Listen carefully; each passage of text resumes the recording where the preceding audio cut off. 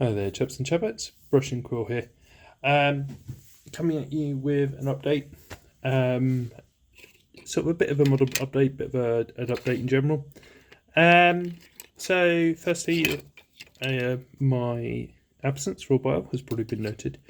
Been struggling a bit with the hobby. I've been doing the hobby in the background, but it's been very picky, very a little bit here, a little bit there, not really doing massive amounts, and not feeling the inclination or the desire to want to do a video. Had a bit of a rethink. Took my own advice that a hobby is a hobby. It's meant to be enjoyable. It's meant to be something I enjoy, and so I've sort of reset my ideals, reset my aims and ambitions around my hobby, and also around the YouTube. So YouTube will continue. Don't worry, I'm just not going to put as much pressure on myself. I've noticed a lot of channels I used to watch have either stopped putting videos out or have drastically cut back on those videos.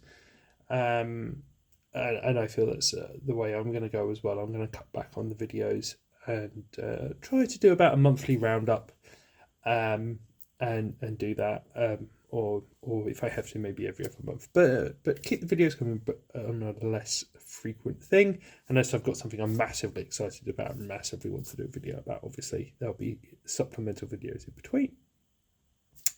So, as I said, I have been doing a bit of hobby in the background. I think in my last video I showed you this chap, who is my prototype converted submarine, Primaris submarine with the old marine backpacks on him. So that was him. And of course, he needed some buddies. So here's a chap with the pointy arm there. I've put all of them on a bit of raised terrain to raise them up.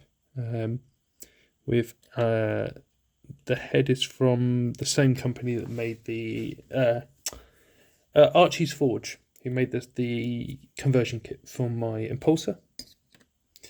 And then there's this chap here with a Cromlech head, doing a bit of the old charge forward and leaping off of this bit of debris.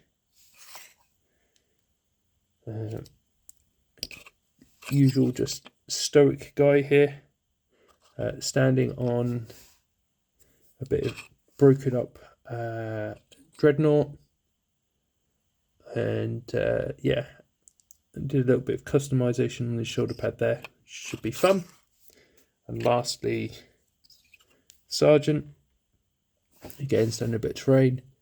He's the only guy with a power fist in my army so far. I've tried to keep to swords where I can, but I thought he'd be kind of cool with that. And he's got a Centurion head, which gives him the plumy bit.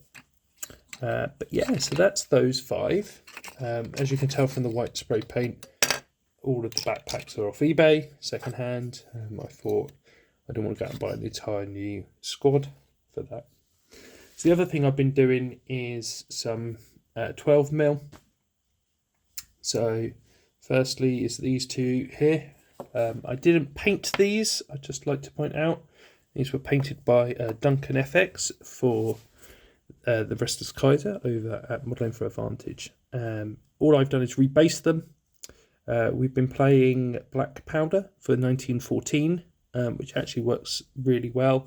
And so he wanted the command bases rebased on round bases opposed to the square ones they were on. So I've rebased these and taken the opportunity to add some detail to the maps on their tables. So I've done those. And then I've been adding some units to the forces as we go along, for us to have a bit more variety. So here's some German Jaegers. There's some German Jaegers there. These are Great Escape miniatures from their game 1914. This game here, which again we're using the Black Powder rules. We're using 3 bases to a regiment. We found that on the size tables we're playing that works best. So that's what we've done here. They're waiting for their dry brush on their bases, and everybody's waiting for the flop because I need a container to put the flock in, because it is this Woodland Scenics bag stuff, and if I don't put it in a container, it will go everywhere. So I'm waiting for some Tupperware to dry out properly first so I can do that. And then here is 3 bases of, see if you can guess what they are, Scots. Yeah, so there they are with their kilts and their knees out. And yes, I did go in and put the red dots around the headband and the tops of the socks. And then I've just added the little, there was a flat bit canvas over a tree stump there. I decided that somebody brought the flag along, and it means that when we're playing on the tabletop, look down, you can see that, you know, which one's the Scots amongst all the field of British soldiers, just to make things look a bit more visually identifiable.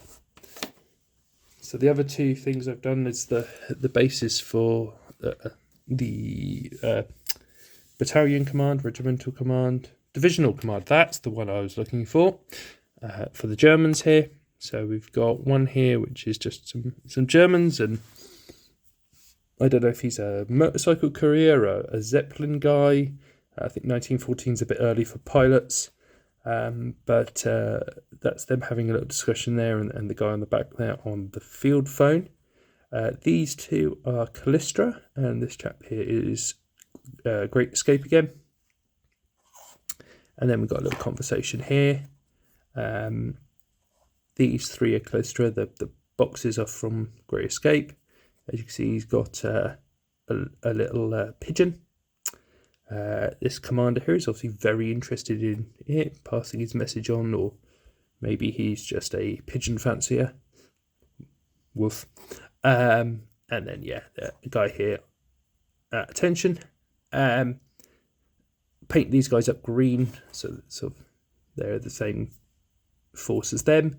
So again, if we ever get a full division of Jaegers, then we've got a Jaeger command for that.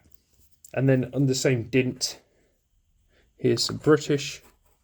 I won't go over these too much, but there's a Indian guy there, and then as you go around, various different British officers, and then a scratch built table there for this very interested chap here with his fancy tash to be looking over. So yeah, so that's what I've been doing. I didn't expect to get a nearly 8 minute video out of this, but as I said, it's all very picky, all very bit here, bit there in the background, and not a concentrated effort per se. I'm going to try and basically smash through everything in my backlog over this year. I've decided, buy the odd figure here and there for completion of stuff, if I need to complete it, or just because I really want to do something with it.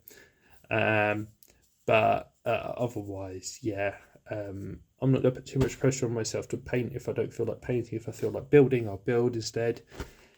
Whereas I was very much like, stop building, you have to do some painting. And vice versa, if I want to just pick up some, 10mm British or 10mm Germans or 12mm, sorry, and just work out a couple of bases of them. They're dead quick. Take me a day to do a regiment. Yeah, I'm going to say day, I mean a painting session to do a regiment, and that includes drying times and stuff, so I can do a couple of base coats, go off, watch the program, come back, and do that. Anyway, I'm waffling now. You guys have got better things to be doing, so you guys look after yourselves, have a good one, and I will see you in the next video, I absolutely promise.